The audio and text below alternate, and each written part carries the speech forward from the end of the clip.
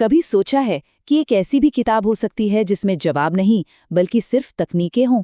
कोई फिलॉसफी नहीं, कोई विश्वास करने की बात नहीं, बस प्रैक्टिकल साइंस। आज हम बात करने वाले हैं ओशो की नज़र से विज्ञान भैरव तंत्र की। ये चेतना के ताले को खोलने वाली 112 चाबियों का एक प्राचीन मैनुअल है। और देखिए, इस पूरे ग्रंथ की शुरुआत कहाँ से होती है? कुछ बहुत ही सीधे लेकिन उतने ही गहरे सवालों से। ये सवाल देवी पार्वती ने शिव से पूछे, पर अगर हम ध्यान से देखें तो ये सवाल हम सबके हैं, है ना? मैं कौन हूँ? ये दुनिया असल में है क्या? तो चलिए देखते हैं कि आज हम क्या क्या जानने वाले हैं। हम पार्वती के उन सवालों से शुरू करेंगे, फिर समझेंगे कि तंत्र कोई विश्वास नहीं बल्कि एक विज्ञान क्यों है। इसके बाद श्वास और तीसरी आंख जैसी कुछ कमाल की विधियों पर बात करेंगे और देखेंगे कि ये हमें आमन यानी नो माइंड की स्टेट तक कैसे ले जाती हैं। तो सबसे पहली बात, पार्वती के वो सवाल।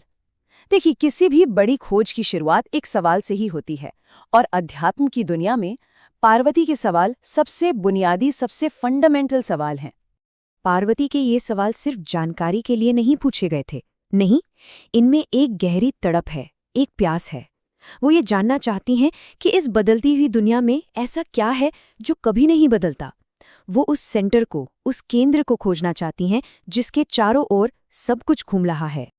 और यहीं पर शिव कुछ ऐसा करते हैं जो अपने आप में एक क्रांति है। वो पार्वती को कोई लंबा चौड़ा जवाब, कोई सिद्धांत, कोई फिलॉसफी नहीं देते।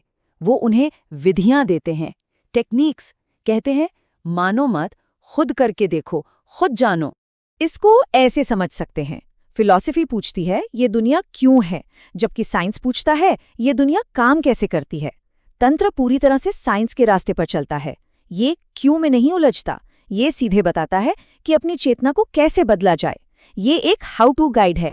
तंत्र शब्द सुनते ही लोगों के मन में न जाने क्या क्या बातें आती हैं, लेकिन इसका असली मतलब बहुत ही सरल और साफ है, तकनीक या विधि। बस, ये कोई मानने की चीज नहीं बल्कि करने की चीज है। ये एक एक्सपेरिमेंट है जो हमें खुद पर करना है। और तंत्र की सबसे खूबसूरत बात पता है क्या है? ये यूनिवर्सल है। इसके लिए किसी भगवान या किसी धर्म को मानने की कोई जरूरत नहीं है। बस एक चीज चाहिए, एक्सपेरिमेंट करने की हिम्मत। क्योंकि असली मंदिर और असली प्रयोगशाला हमारे अंदर ही है। तो सवाल उठता है कि ये विधियां काम कैसे करती हैं। शिव सबसे पहली और सबसे आसान विधि से शुरू करते हैं जो हम सबके पास 24 घंटे मौजूद है, हमारी सांसें। हमारी सांसें चेतना के दरवाजे को खोलने वाली चाबी हैं। ये विधि सुनने में अविश्वसनीय रूप से सरल लगती है, पर है उतनी ही गहरी।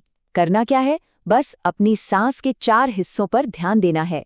सांस का अंदर आना, अंदर आके रुकना, फिर बाहर जाना और बाहर जाके रुकना।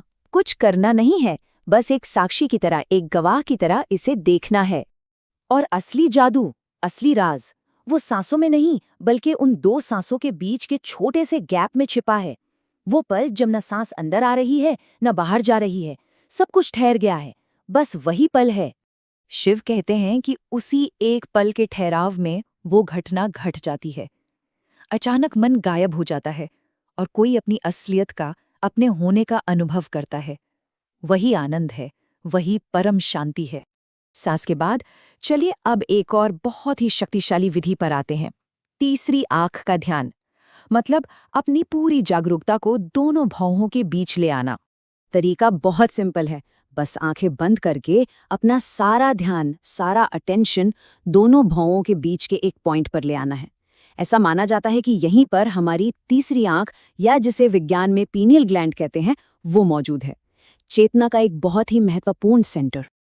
और जैसे ही आप ऐसा करते हैं, एक कमाल की चीज होती है। आप अपने विचारों में बहने की बजाय उन्हें दूर से देखने लगते हैं, जैसे आप जमीन पर खड़े हों और आसमान में बादल आ जा रहे हों। आप बस एक दर्शक बन जाते हैं और आपके विचार वो बादल बन जाते हैं। ये बात इस पूरे अनुभव का सार है। सोचिए, जब कोई साक्षी बन जाता है तो फिर गुस्सा, डर, चिंता, ये सब बादलों की तरह आते हैं और चले जाते हैं। वो उसे छू नहीं पाते। वो तो बस शांत आकाश की तरह अपनी जगह स्थिर रहता है। तो इन सभी विधियों का, इन सारी टेक्निक्स का आखिर लक्ष्य क्या है? ये हमें ले कहाँ जाती हैं? तो जवाब है, भैरव की अवस्था में। जिसे ओशो अमन या नो माइंड की अवस्था भी कहते हैं। ये लाइन सब कुछ साफ कर देती है। हमारा मन और हमारी सांसें, ये दोनों बहुत गहराई से जुड़े हैं। जब सांस चलती है तो मन भी चलता है, और जब सांस एक पल के लिए रुकती है तो विचार भी थम जाते हैं। उसी क्षण में कोई भी अमन की अवस्था को छू लेता है। और यही है विज्ञान भैरव तंत्र का शिखर। भैरव का मतलब है वो अवस्था जहां मन का सारा शोरगुल, सारी उथल-पुथल खत्म हो जाती है और सिर्फ शुद्ध चेतना बचती है। सुख दुख, अच्छे बुरे, इन सब से परे। और आखिर में एक बहुत जरूरी बात, ये ग्रंथ किसी एक खास तरह के इंसान के लिए नहीं है, ये हर किसी के लिए है। शिव कोई 1, 2 या 10 विधियां नहीं देते, वो पूरी 112 विधियां देते हैं। इतनी सारी क्यों? क्योंकि वो जानते थे कि हर इंसान अलग है। मन को बदलने का कोई एक फिक्स रास्ता हो ही नहीं सकता।